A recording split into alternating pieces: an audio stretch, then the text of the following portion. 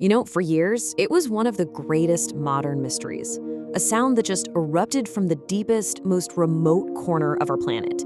It was so powerful, so strange, that it completely defied explanation. And, well, it fueled some pretty wild theories. Okay, let's dive into the incredible story of the sound they called the bloop. And this quote, this is what really set everyone's imagination on fire. It wasn't just some random noise. It seemed like a biological impossibility. I mean, the sound had all the hallmarks of an animal's call, but its sheer power was just off the charts. It was louder than anything science had ever recorded from a living creature. So picture this. It's 1997, the National Oceanic and Atmospheric Administration, NOAA. They're listening to the deep ocean with this whole array of underwater microphones. And then all of a sudden, their sensors pick up this incredibly powerful, super low frequency sound. It sort of rose in pitch for about a minute. And because of its unique audio signature, it got a simple but pretty unforgettable name, the bloop.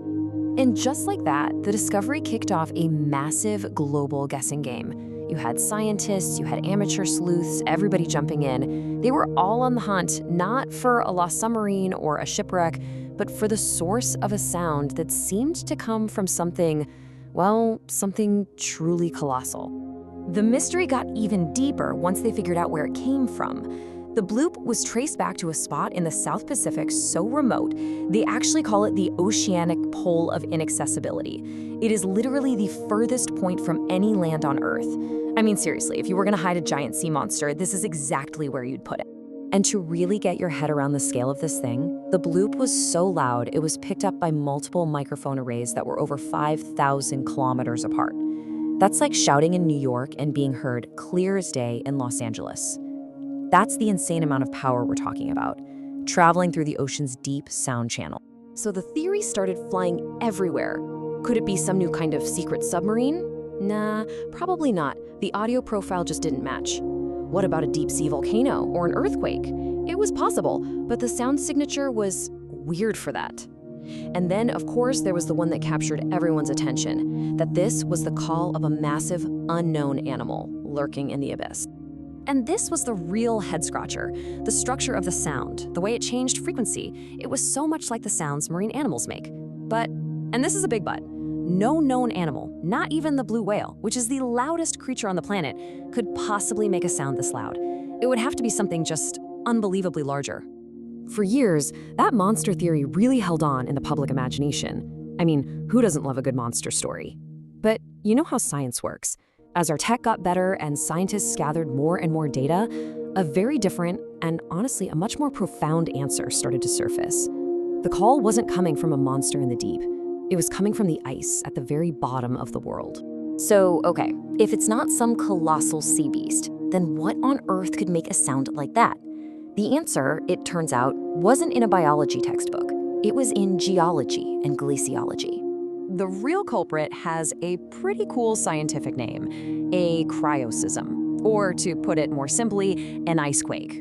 Right, just like the ground shakes during an earthquake, these massive bodies of ice can create their own seismic waves when they crack and fracture and collapse. So flash forward to 2005, and bam, the mystery is officially solved. NOAA scientists were down in Antarctica, monitoring these giant icebergs as they were breaking up, and they recorded sounds with an acoustic signature that was a near-perfect match for the bloop. The source wasn't in the South Pacific after all. It was almost certainly a massive iceberg breaking apart off the coast of Antarctica, and its sound just traveled thousands and thousands of kilometers. And this right here, this is the aha moment.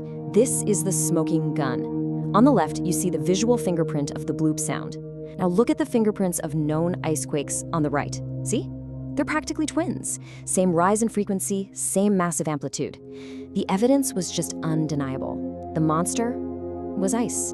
So you're probably wondering, how does ice quake? Well, a lot of the time, it happens during a process called calving. What you're looking at here is a tidewater glacier, where the ice flows right down into the sea. That edge, the terminus, is under constant pressure. And when a gigantic piece, we're talking the size of a city block or even bigger, breaks off and crashes into the ocean, it unleashes a phenomenal amount of sound energy. And believe it or not, calving is just part of the noise. These glacial bays are actually some of the loudest places in the ocean. You've got the constant fizzing and crackling of melting ice releasing trapped air bubbles, the whoosh of fresh water pouring into the sea, and of course those thunderous booms from events just like the one that created the bloop. So, solving the bloop mystery, that was really just the tip of the iceberg. No pun intended, because it opened up our ears to a much, much bigger story. One that goes from a single weird sound to a truly planetary phenomenon. See, the bloop wasn't some one-off thing. It was actually just one powerful note in this growing global chorus.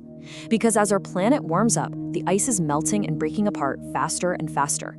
And this symphony of melting is getting louder. We're literally hearing the sound of climate change in action. This has gotten so significant that there's actually a term for it: collapsing cryospheric oralities. It's a fancy way of describing the unique soundscapes being created as the Earth's frozen regions, the cryosphere, disappear. It's basically the study of the sound of a world that is melting. And if you want to see what that sounds look like, well, here it is. This comparison is just so stark. It shows the dramatic loss of Arctic sea ice in just a few decades. Every single crack, every fracture, every drop of meltwater in this massive global shift adds another note to that chorus that scientists are now listening to so carefully. You know, the scientists who listen to these recordings day in and day out, they use some really haunting, poetic language to describe them. They've talked about the vibrations on the Ross Ice Shelf sounding like eerie singing. Others have called this whole acoustic phenomenon a swan song for the cryosphere, a final, beautiful, and tragic song from our planet's vanishing ice. So you have this incredibly powerful, almost emotional data, the sound of a planet changing. And it was just too big to stay locked away in scientific journals. Now, it's actually inspiring artists to translate this planetary swan song into something we can all feel. I love this quote from the artist Andrea Pauly, who's worked with these recordings a lot. She said, "They don't even sound natural, you know? They sound bizarre and otherworldly, like electronic techno music. It's the Earth's own techno track." And it's amazing what artists are doing with this stuff. Andrea Pauly, she created a whole album called Sonic Antarctica. Adrian Wood built an interactive sound map. The art collective Luftwerk actually broadcasts the sounds of icebergs calving in downtown Chicago. And the poet Hamali Singh Soin even uses these sounds to explore big ideas about resistance and new futures. So you might be asking, why do all this? Why turn data into art? Well, it's because art can hit you in a different way than science can. It can take abstract data points and boring graphs and turn them into something visceral, something emotional. It lets us feel the ice melting, lets us hear its song, and helps us connect to this huge planetary process on a really, really human level. So we started this whole journey chasing a sea monster, right? A fun, thrilling mystery. But the truth, wow.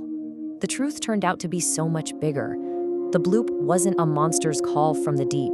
But looking back now, with everything we know, maybe it was something even more important. Maybe it was a planet's warning.